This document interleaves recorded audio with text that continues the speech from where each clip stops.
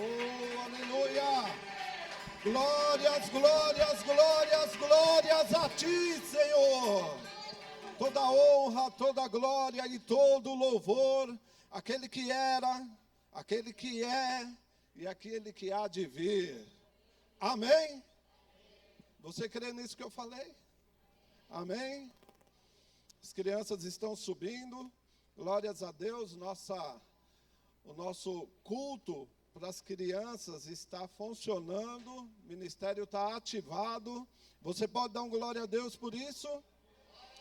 E eu falo que é culto para as crianças, por quê? Porque elas não vão lá para ficar simplesmente entretidas. Os professores têm a incumbência, de um modo pedagogicamente correto, ensinarem eles a palavra. Então, enquanto você aprende a palavra aqui, as crianças aprendem a palavra lá.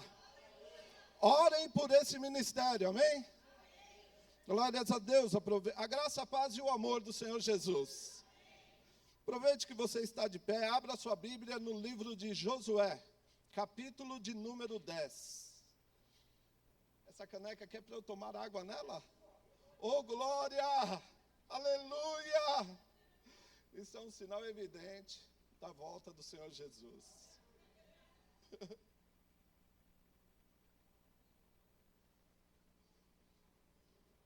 Glórias a Deus.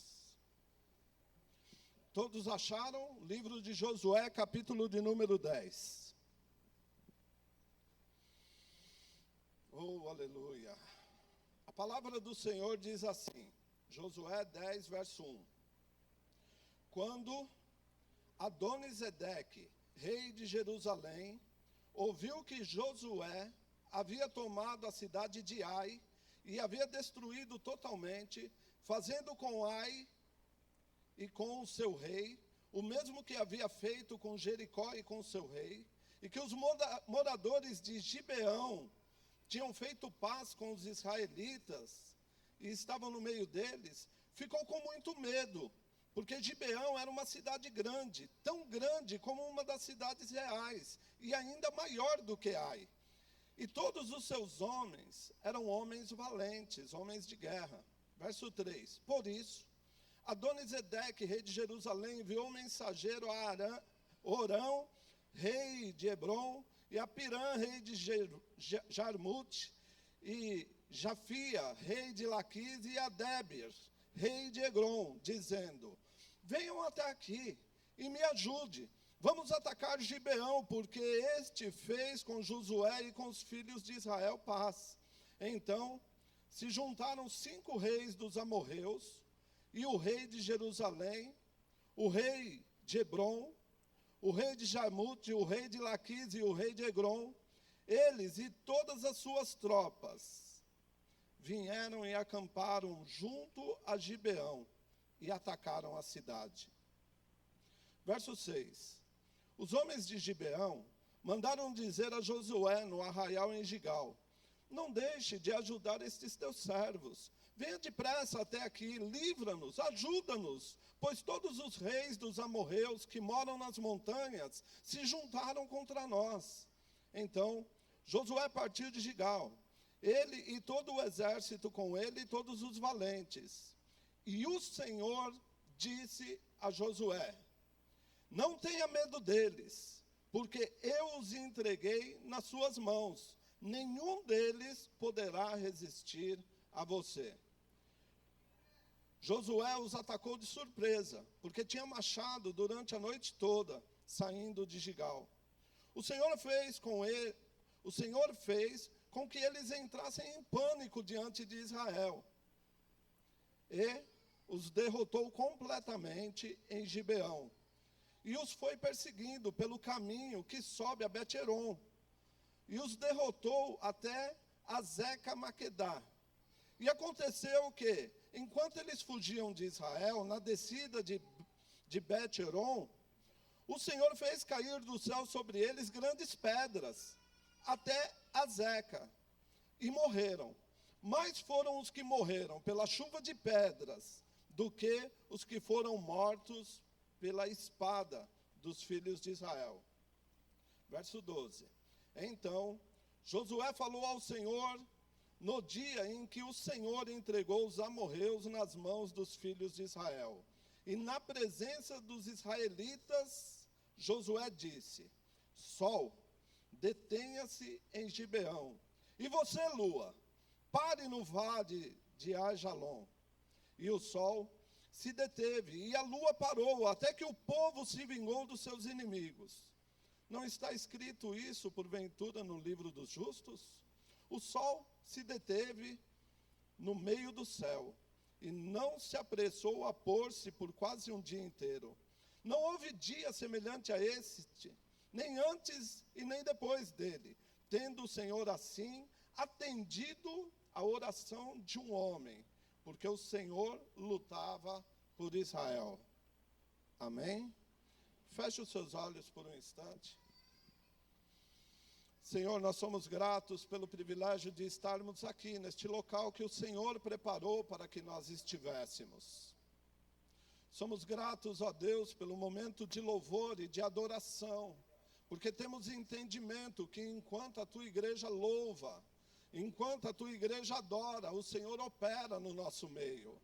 Enquanto o louvor sobe, a bênção desce. E eu sei, ó Deus, que a Tua igreja, nesta noite, já é alvo da Tua bênção. Que coisas já estão acontecendo em lares representados aqui. Senhor, eu sei que enquanto a Tua igreja adora, grilhões são rompidos, sentenças de morte são quebradas. E isso é maravilhoso, Senhor.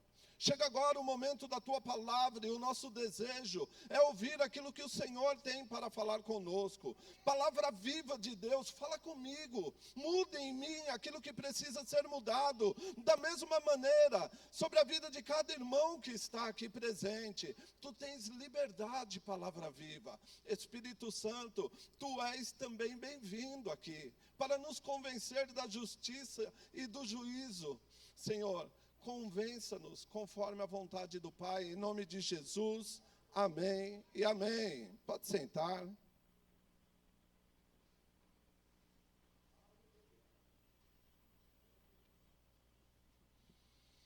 Glórias a Deus, glórias a Jesus, glórias ao Espírito Santo.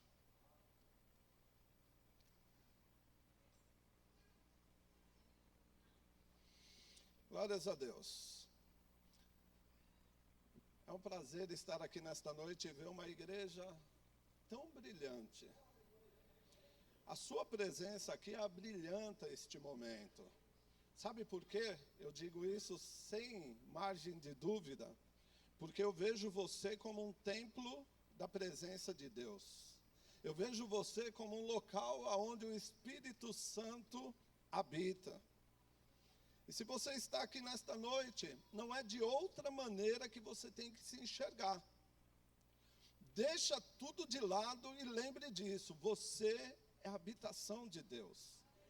Jesus pagou um alto preço naquela cruz para que nós tivéssemos acesso ao lugar santo dos santos. E você está com a sua vida liberada para entrar neste local que é a habitação de Deus.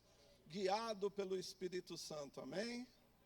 O inimigo, ele insiste em nos acusar, o inimigo insiste em apontar as nossas falhas, em querer deixar-nos em uma condição que verdadeiramente não é a condição que Deus te enxerga.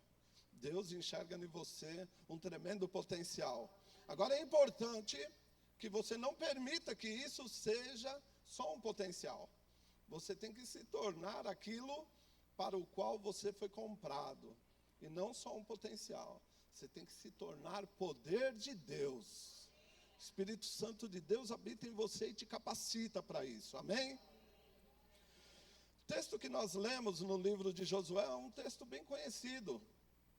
Esse dia aqui em particular é um dia muito conhecido no meio evangélico.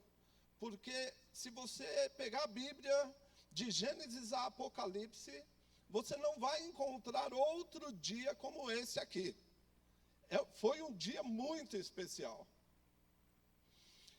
Moisés teve a grande incumbência de libertar o povo da escravidão e conduzir até a terra prometida.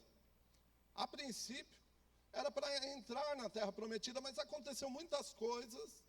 E ele acabou sendo condicionado a peregrinar pelo deserto por 40 anos no deserto com o povo, para que uma geração que tinha uma visão de escrava passasse e pudesse surgir uma nova geração que tinha no seu sangue o sangue da liberdade. Então uma geração se passou e outra surgiu em meia caminhada no deserto. Do Egito a Canaã, 40 anos se passaram.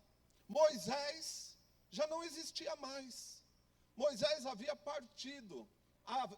Moisés havia morrido. Em Deuteronômio, capítulo de número 34, verso 1, relata a morte de Moisés. E Josué era meio que o escudeiro de Moisés. Aonde Moisés ia, Josué estava atrás, vivendo experiências tremendas do lado do grande libertador. Josué foi um dos poucos que não pereceu no deserto. Josué e Caleb foram aqueles que trouxeram boas novas no momento da espia e não se intimidaram diante da grandeza do povo que vivia na terra prometida. Não murmuraram contra o Senhor e tiveram o privilégio de entrar na terra prometida. Mas entre Josué e Caleb, Josué teve uma missão diferente, porque ele andava muito ligadinho com Moisés. Ele viveu experiências que não houve outro que tivesse vivido. E as experiências que Josué foi vivendo na sua caminhada durante 40 anos no deserto foi lapidando a vida dele para esse momento, para o momento da conquista da terra prometida. E permita já eu te lembrar de algo nesta noite. Você tem vivido experiências com Deus na sua caminhada cristã, não tem?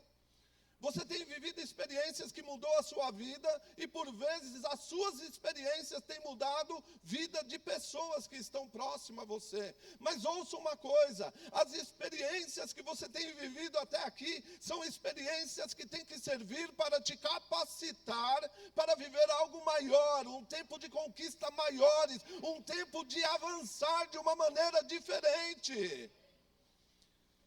Tome posse dessa verdade para a sua vida.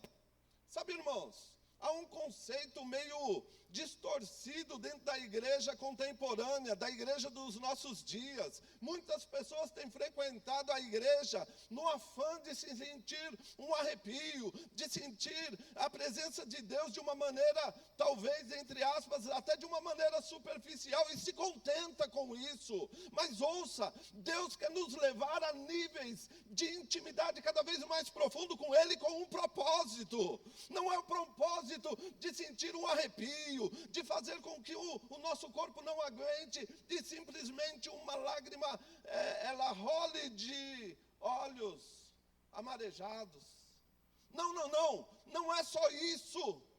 Não é só isso, é a mesma coisa de você chegar diante da cruz do Calvário e olhar para aquela cruz, aceitar o sacrifício de Jesus, achando que Ele pagou aquele alto preço para você viver uma vida melhor, simplesmente em relação ao que você tem vivido. Isso é uma falácia, não é só isso. Deus tem muito mais para cada um de nós e Ele conta com cada um de nós como instrumento na mão dEle para fazer a diferença. Deus olha para nós e vê cada um de nós como labareda santa, brasas que se afastam do altar não para perder o calor da chama, mas para aquecer outros. Deus olha para cada um de nós e permite que nós vivamos experiências, para que com as nossas experiências nós possamos incendiar a outros. Vida de religiosidade não basta na igreja dos dias de hoje.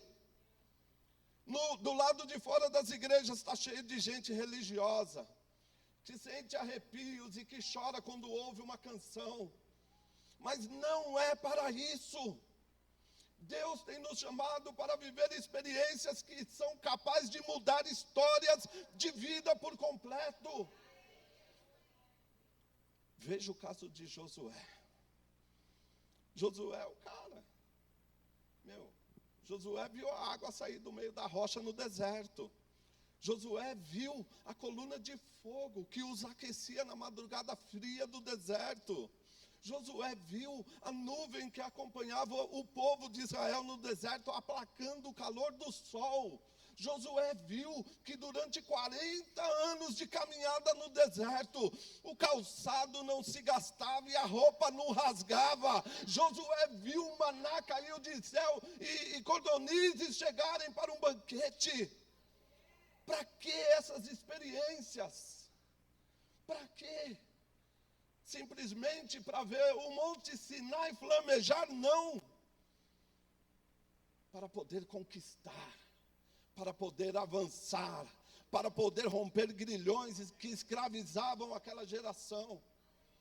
Ele foi escolhido no meio de milhares, de centenas de milhares. Ele foi um dos poucos que sobrou de uma geração inteira, porque ele teve a sua mente renovada.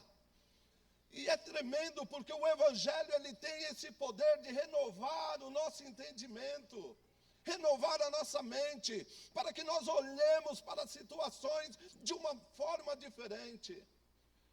Moisés já não vivia mais. Ele sempre foi o escudeiro. Ele sempre foi aquele que estava do lado ali para dar uma força.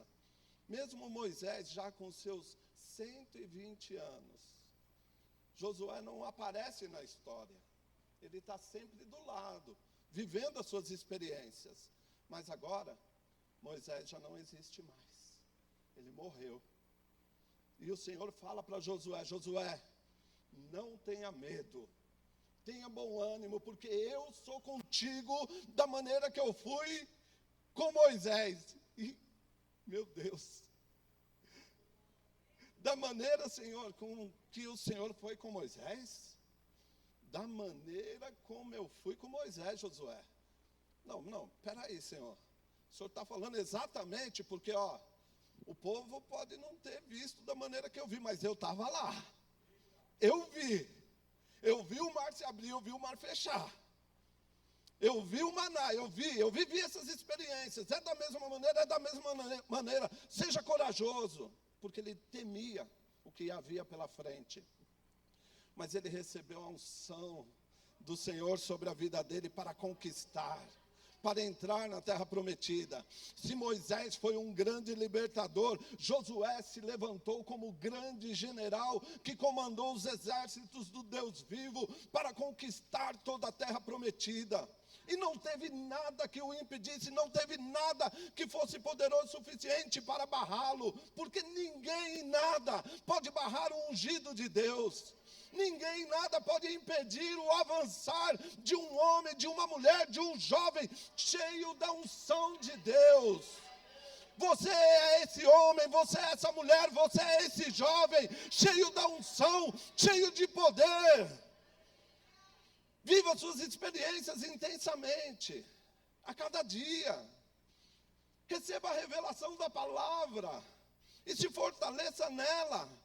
Chore e se derrame diante do Senhor, mas tenha em mente isso, que tudo isso está acontecendo para algo muito maior, porque aquele que está para vir, virá, e nós temos a incumbência de avisar as pessoas. Aleluia! Sabe, irmãos, Josué, quando ele vai entrar na terra prometida, logo de cara aparece um rio no meio do caminho. É o Rio Jordão.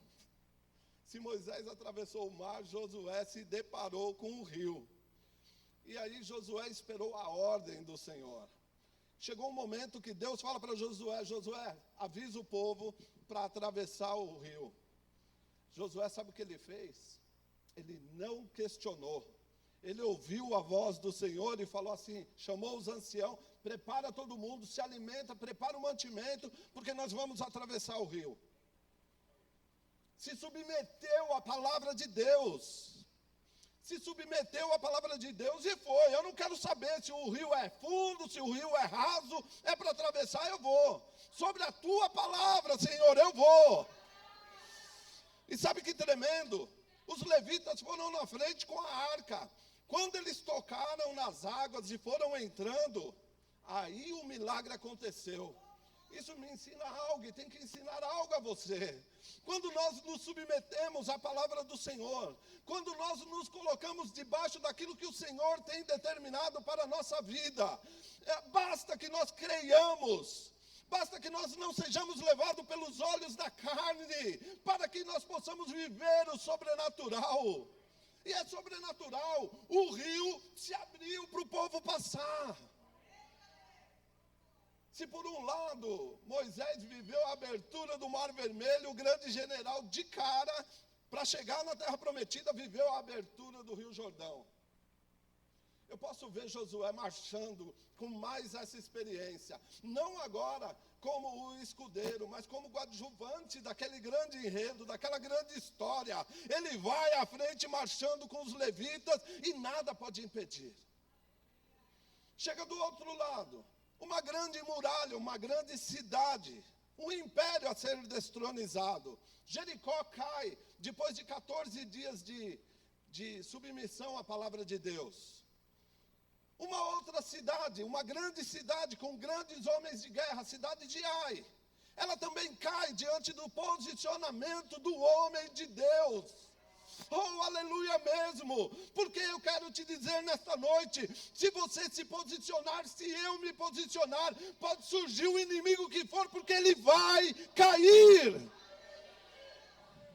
Eu não sei qual que é o inimigo que tem rodeado a sua história. Eu não sei qual é o inimigo que você tem tido que enfrentar. Eu não sei o tamanho do gigante ou o tamanho da muralha que tem que cair. Mas eu sei de uma coisa. A Bíblia diz que muralha cai. Aleluia! Eu creio nessa Bíblia. Eu creio nessa palavra.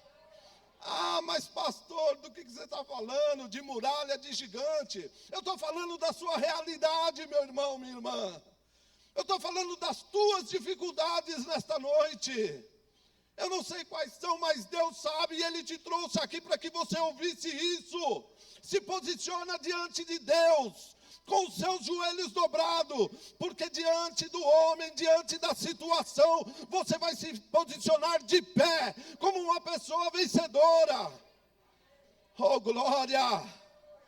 Esse é o nosso Deus.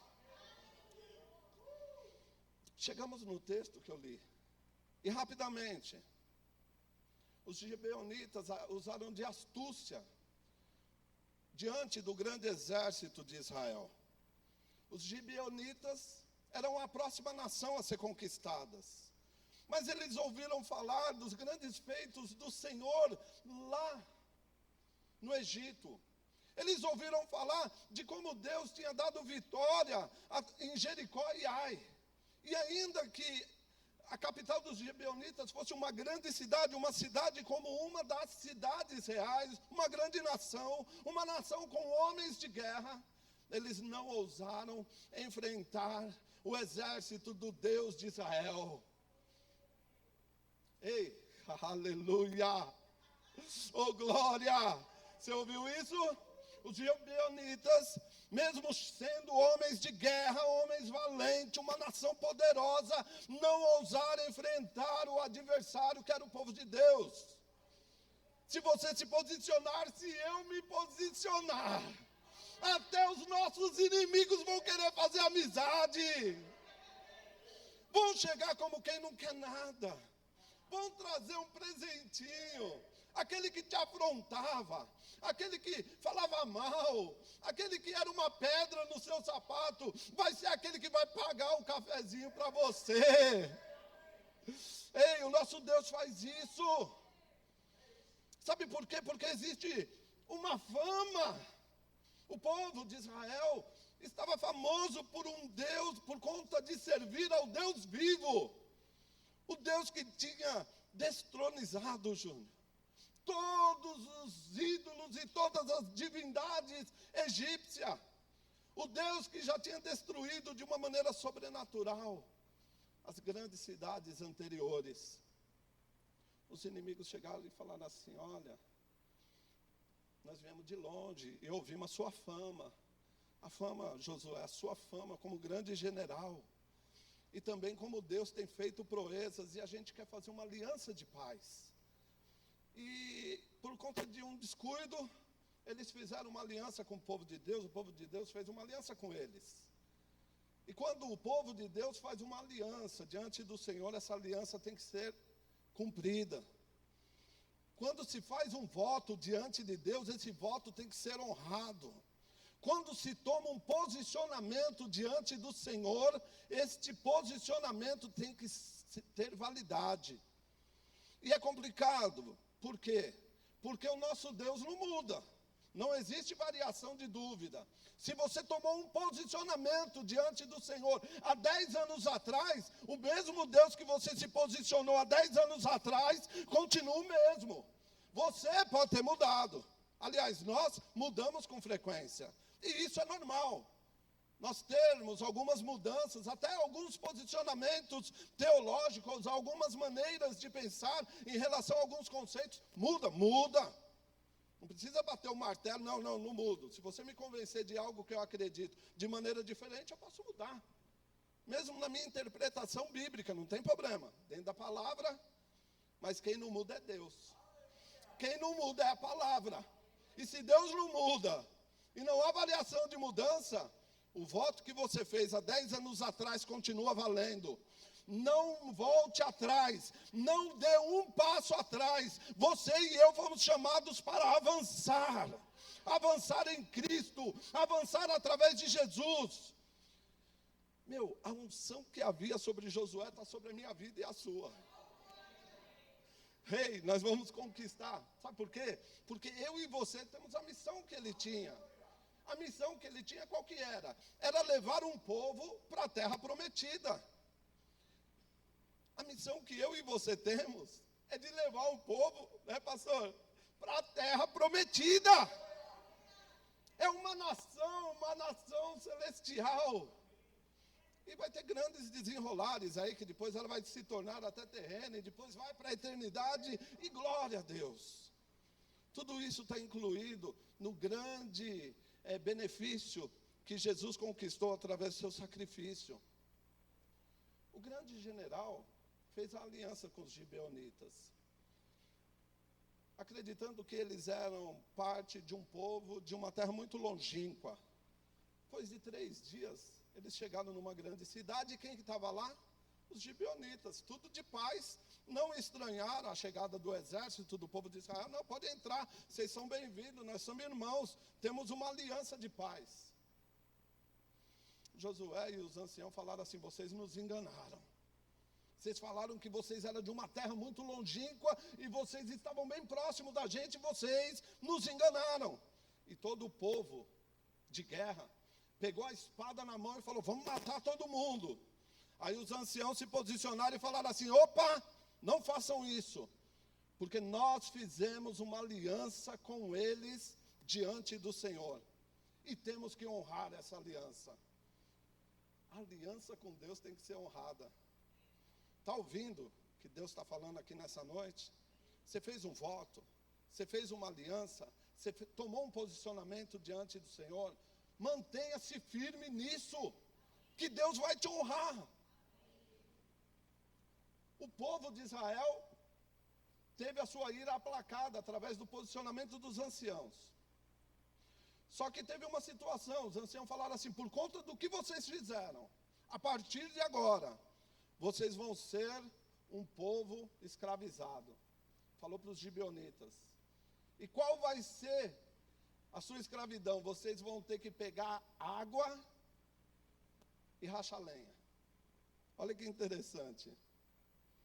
Se você der uma olhadinha aí no capítulo 9, deixa eu ver se eu consigo ler sem meu óculos. Capítulo 9.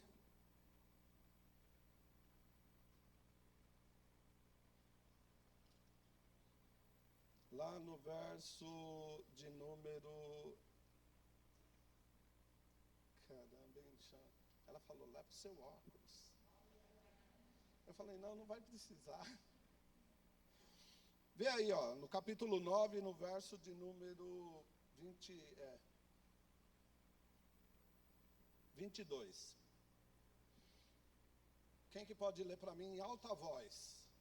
Porque eu estou com dificuldade, aquela letra da minha Bíblia está muito pequena. Amaury, pode ser você? Isso.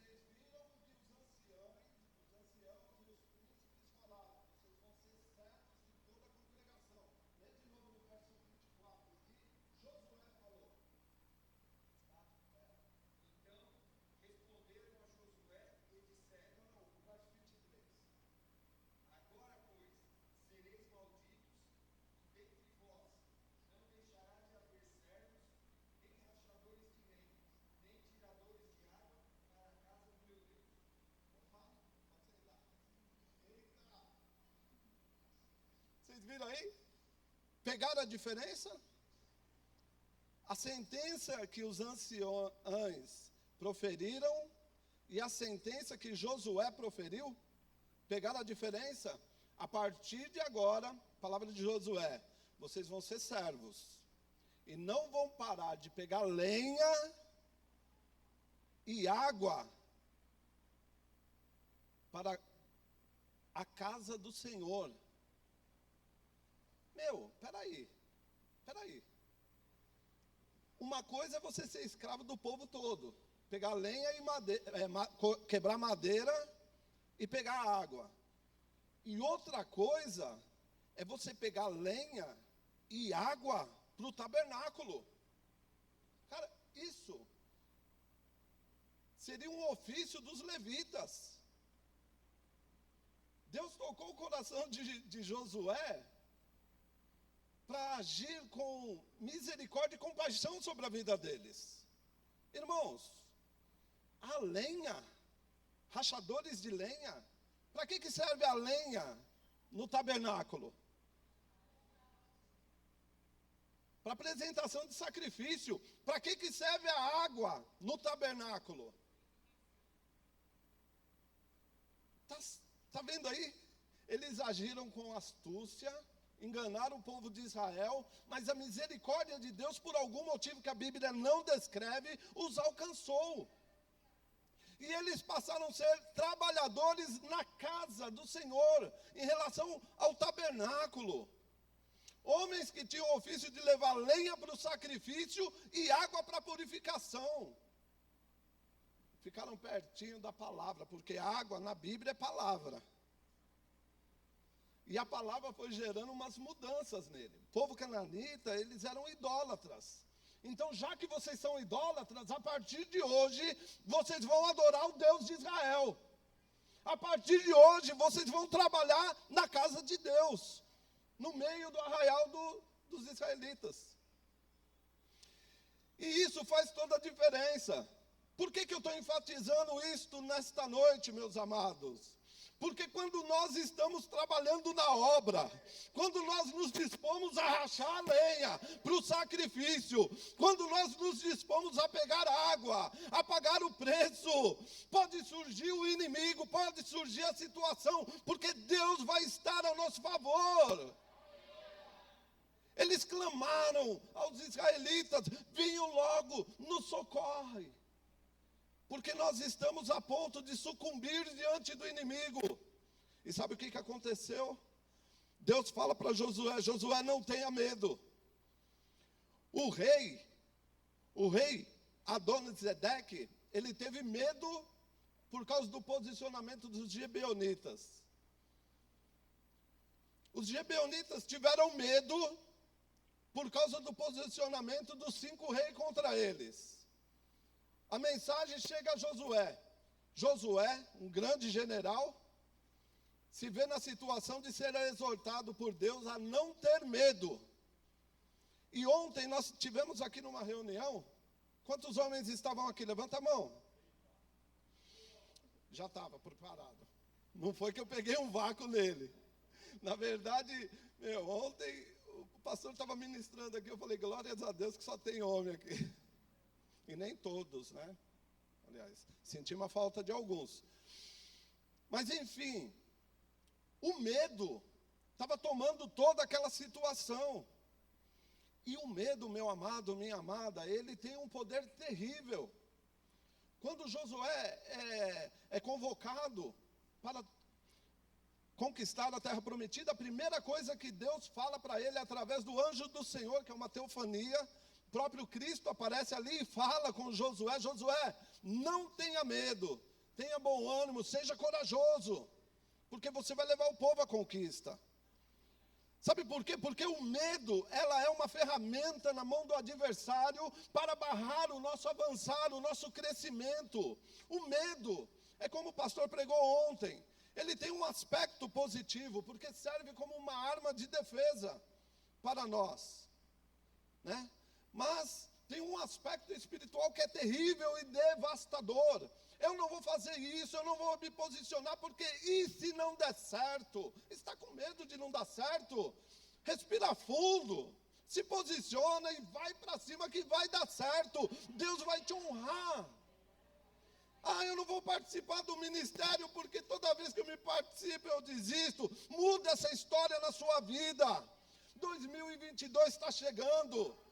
2020 e 2021 foram anos terríveis, em que quase nos tornamos pregadores apocalípticos, mas 2022 está aí, e a palavra de Deus para nós é que haverá grandes coisas. Será um ano intenso, um ano de muitas realizações, será um ano em que nós iremos viver o que nós não vivemos nos últimos 3 anos. E nós não podemos ser tomados pelo medo, não podemos nos intimidar. Sem medo de errar, eu posso afirmar para você, no ano de 2022, gigantes surgirão. Mas sabe para quê? Para você ter a experiência de falar para ele assim, tu vens contra mim com espadas e lanças, mas eu vou contra ti no nome do Senhor. Quer aplaudir? Aplauda. Oh, aleluia. Glórias, glórias, glórias a ti, Senhor.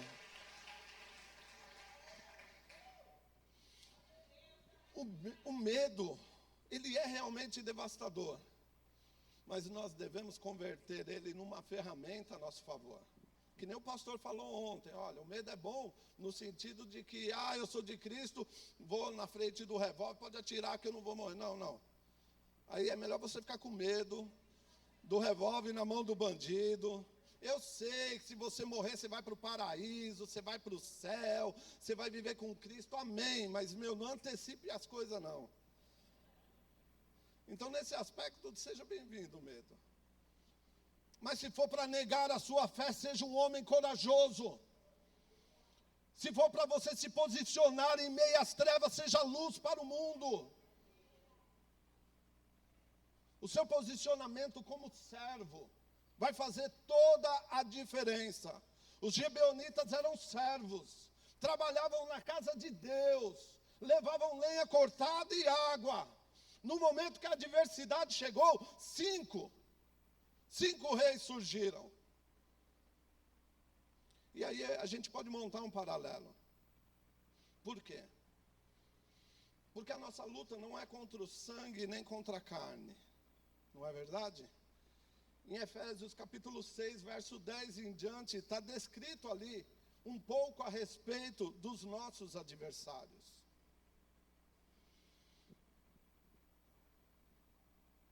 São 5 reis. E lá em Efésios está escrito assim, que há hostes. Deixa eu pegar aqui rapidinho. Vamos ver se eu consigo ler, hein, Amaury? Vai orando. Posso pegar aqui no celular que dá para ler. Mano, eu tinha esquecido. que adianta ter a ferramenta se você esquece dela, né? Que nesses dias cara, eu lembrei, eu falei assim, para memorizar um número, eu vou lembrar de 3 coisas. Olha o que eu fiz.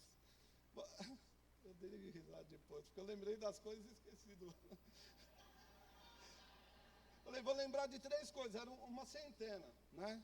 Aí eu falei assim, 2 patinhos na lagoa, 7 é o número de Deus e 6 o número do homem. Aí depois eu lembrei, mano, eu sei que é 2 patinhos na lagoa, o número de Deus e o número do homem, mas não lembrava o que significava. Ai, mano. Agora eu não vou falar para vocês o que era, senão vai todo mundo saber o código do meu cartão, né?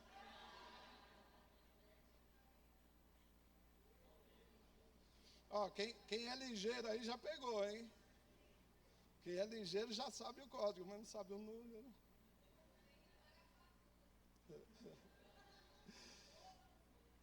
Quanto ao mais, sejam fortalecidos no Senhor e na força do seu poder.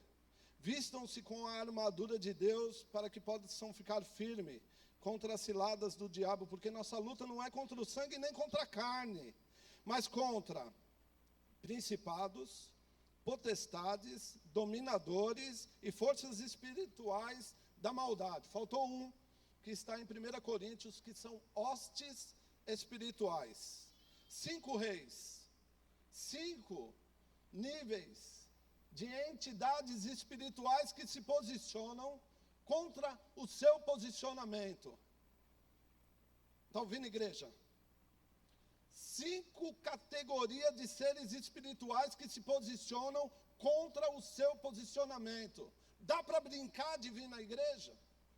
Dá para querer ficar sentindo arrepiadinha?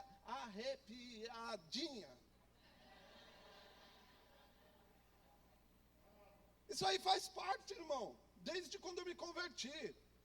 É glória, aleluia, dá pulo, dança, amém, glória a Deus, tem que ter mesmo. Mas você tem que estar bem consolidado na palavra. Porque os seres espirituais, uma coisa que eles respeitam é a palavra. Dado uma palavra de ordem, eles têm que se submeter. Não é assim, eu te expulso em nome de Jesus. Essa palavra nos lábios de Paulo era poderosa. Essas palavras nos lábios dos filhos de... Como? Sevas, isso, quase Pedro. Os filhos de Seva, ela não teve poder nenhum, por quê? Porque eles não tinham vida com Deus, não tinham compromisso com a palavra. Então eles não tinham autoridade na palavra, mas para mim e para você que servimos ao Senhor, que cortamos lenha, que trazemos água para a purificação, a palavra tem poder. Se o principado levanta para te desmoralizar na sua vida financeira, você repreende ele em nome de Jesus. Se uma hoste demoníaca quer te acusar que você não é digno de se posicionar de uma maneira santa, você rejeita ele em nome de Jesus.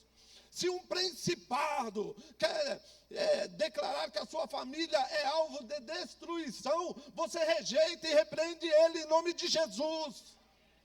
A nossa luta não é contra o sangue e a carne. A luta aqui dos gibeonitas era.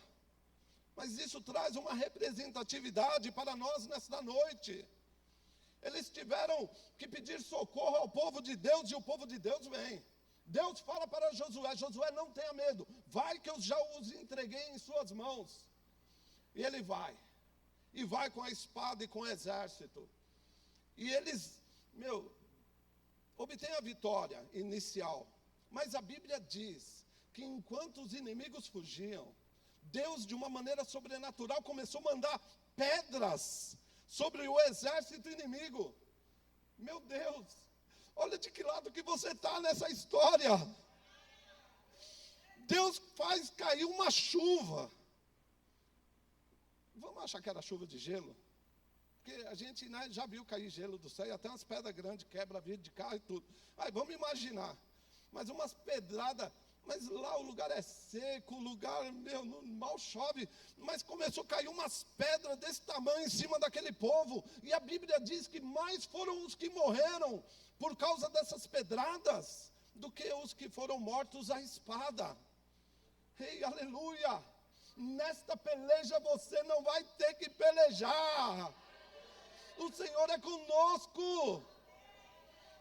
Se posiciona, chega diante do exército inimigo, que Deus vai colocar um espírito de confusão, de temor.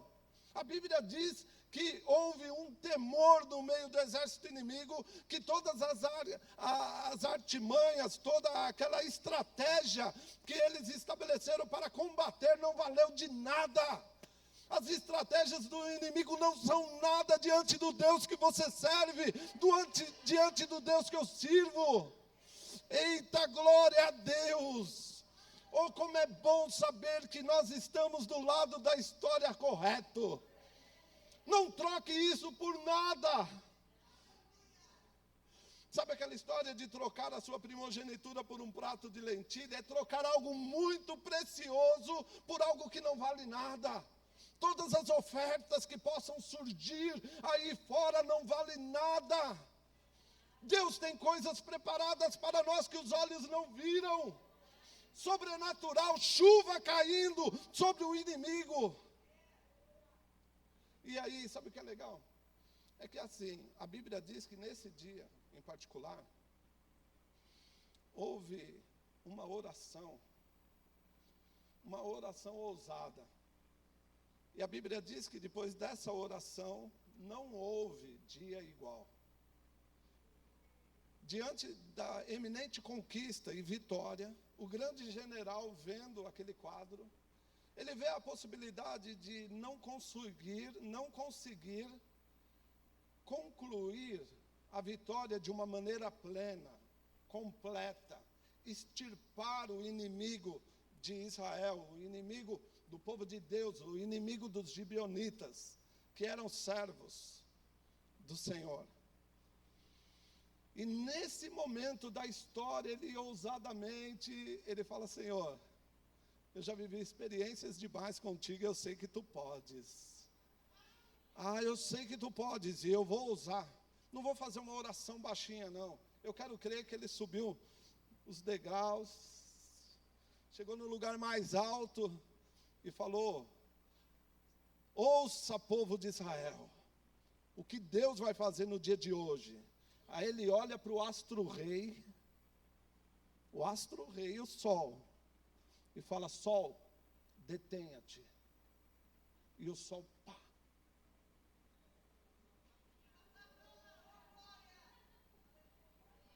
O tempo todo parou. Todo mundo, stop. Todo mundo parado. Aí ele vira: lua, detenha-te. Irmãos, a Bíblia diz que nunca houve um dia como esse. Agora imagina você, o universo ele está em expansão. Nós sabemos isso hoje. Ele tem uma forma cilíndrica e está em expansão. O movimento do Sol, de translação, né? Ele está dentro dessa expansão do universo. Para você parar o Sol, você não consegue parar o Sol sozinho. Você tem que parar a expansão do universo. O Everton que gosta disso. O universo é que nem uma sanfona que está abrindo, cada vez mais. Um dia ele vai abrir tanto que ele vai fechar com tudo, e aí é um novo tempo. Então, quando ele fala assim: sol, detenha-te, você pode simplesmente acreditar que Deus, de uma maneira sobrenatural, fez o tempo parar. Pá! O tempo no plano, o tempo cronos, o tempo parou. Mas as implicações disso, eu estou falando para você ver a grandeza do Deus que você serve. O universo em expansão, que tem mais de 180 milhões de sol, está na palma da mão do Senhor. E aí Josué fala assim: sol, detenha-te. Deus põe a mão dele assim e fala: opa, universo, para. 180 milhões de sol Teve um só no meio desses 180 que recebeu uma ordem para parar. Deus para o universo. Meu Deus! Esse é o Deus que nós servimos. Qual que é o seu inimigo? Fala para ele o tamanho do Deus que você serve. Qual que é a adversidade que tem te alcançado? Eu não sei, mas eu sei o tamanho do Deus que eu sirvo. E mais, a Bíblia diz que eu e você somos uma menina dos olhos dele. Oh, glória! Não houve dia como este na história da humanidade. As implicações desse dia são grandes demais. Não houve dia como esse na história da humanidade, e eu acho que nem no universo inteiro, porque um homem de Deus ousou exercer a autoridade que havia sobre ele. Essa autoridade está sobre a sua vida. Essa autoridade está sobre a sua vida. Coloque-se de pé.